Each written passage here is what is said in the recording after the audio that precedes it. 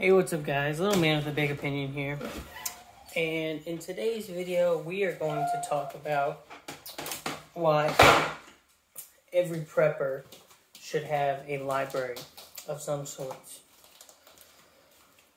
I have not completely unpacked all of my books, mostly because I want to put flooring down in the office and get rid of the carpet, but I did stack some books up on a bookcase here in the living room. And the box that I took out is mostly history books, stuff that I had while I was in college. So normally like textbook style readings. Others are books that, I just, like these guys, a family friend had given these to me. Life History of the United States from 1945, 1890 to 1901. Basically all the different life histories of the U.S. So, got a lot of history books. I haven't unpacked the box that's got the prepping books in it. But just based off of that, there's actually one other category I just thought about. And then we got books like this.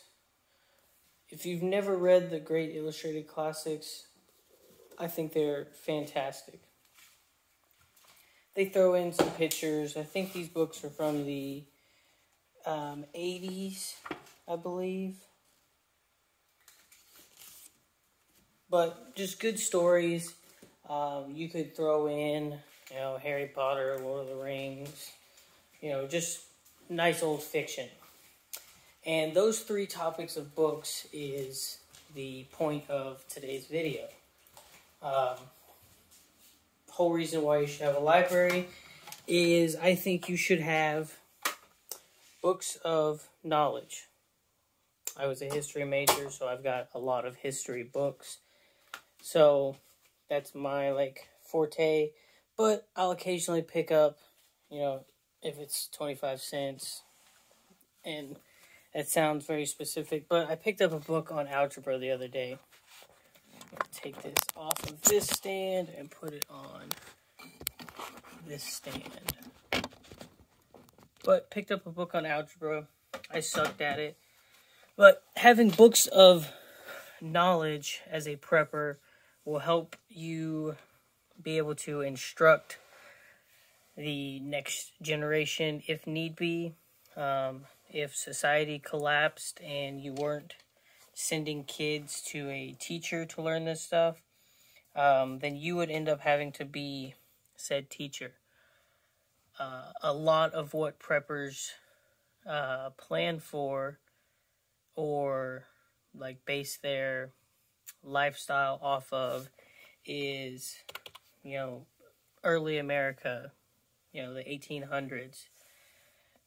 And in a lot of ways, if society collapsed, we would go back into a very similar life like that. Most of electricity would be gone. In terms of, shootouts and stuff, it would be, one man's honor versus another man's honor. And just a lot of the ways of life would go back to the 1800s. In the 1800s, you might have had one teacher in your town that taught the basics of everything. Or it was, one mom that was watching several people's kids, and she would teach them what she knew. So having books of knowledge, educational books is a really good thing to have.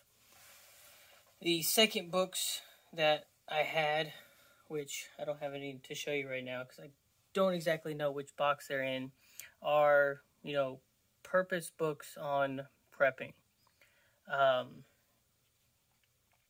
One that I do know that I have is a homesteader's guide.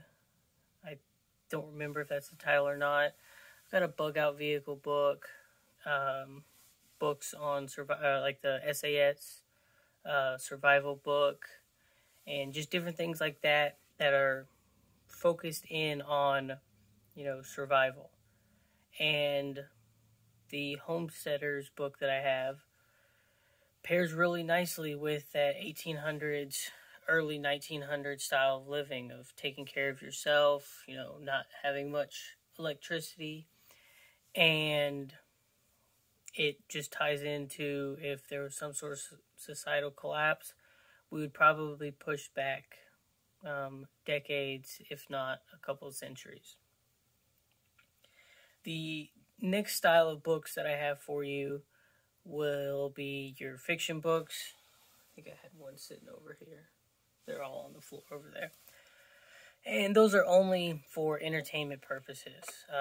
They're there to help you pass the time. I've brought it up in my entertainment video where I talked about, having board games, sports equipment, and books will help pass the time in some sort of situation, especially if you lost power and you weren't able to play your wonderful video games on your computer. Or, even, kind of going old school, you're just, single player stuff on like a, NES or a GameCube or something like that.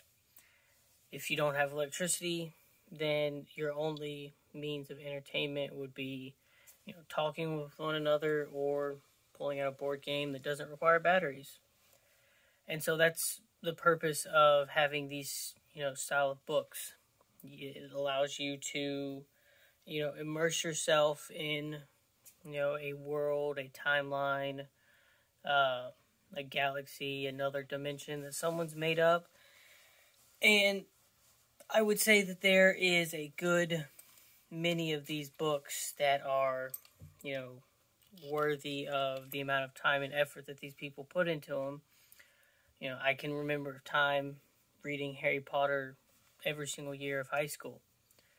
And, reading Lord of the Rings 2 or 3 times. And just whatever style of books you like. It could be Twilight, it could be historical fiction, it could be, sci-fi or crime. Just, if you like a style of books, most people that own books, you can go to their house and they could probably tell you every single book they bought and plan to read, but haven't read them because they read, 2 books a month and they buy 5 books a month. But in a situation where our other forms of entertainment were to disappear, then I think having fictional books, genres that you enjoy, will help pass your time. It will, people say you can disappear into a book and kind of forget about what's going on in your life right now, which, I could safely say is true. So in a grid down situation where you're stressed out, you haven't had power for a few days because of a hurricane, your heater's not working in the middle of the winter, your dollar isn't worth what it was last year, having books will definitely benefit you. And the last kind of bonus category would be having notebooks, pen and paper, or having access to the internet and the ability to print something. Because, you can get books for 10 cents at a garage sale or Goodwill, or you could get books for half price at a half price bookstore, or you can pay full price from Amazon or, the publisher of these books. But if you're only going after, a specific set of, knowledge, instruction, maybe you need this sort of visual aid, and then some books that are being written these days, people are writing them on Google Docs so you can print them out anyway. Just whatever it is, if it's something you can print out online and stick inside of a binder, that could be a cheaper option than physically buying some sort of copy of a book.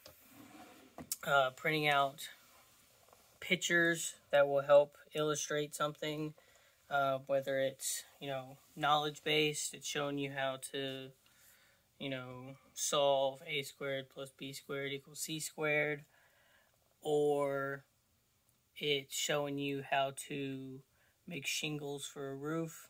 Whatever it is, that is your ace in the hole. Having pen and paper is also beneficial because, just thinking very simply, like, the book of Eli, the guy memorized the Bible, lost it, it was in Braille, and ended up writing the Bible word for word. I'm not saying you need to memorize something and write it word for word. What I am saying is if you find information online that's useful, you don't have a printer, you don't feel like purchasing something, then your 99-cent notebook and your $2 pack of pencils can do that for you. Is it more time consuming? Yes. If you have awful handwriting, it might suck. That's why I probably won't do that all too often, but it's just something else to think about. And with that, what other books or items would you suggest putting inside of a library? What's your thought process on this idea? After I've brought this up, is it something that you're going to add to a list of priorities? If it's already on your list, are you going to move it up higher, maybe move it down lower, depending on your situation? And so if any of this was useful to you, then like and subscribe. If you have a friend or family member that hasn't thought about this concept or breaking it down into the different levels that I broke it down to today, then share the video with them. I'll catch you in the next one.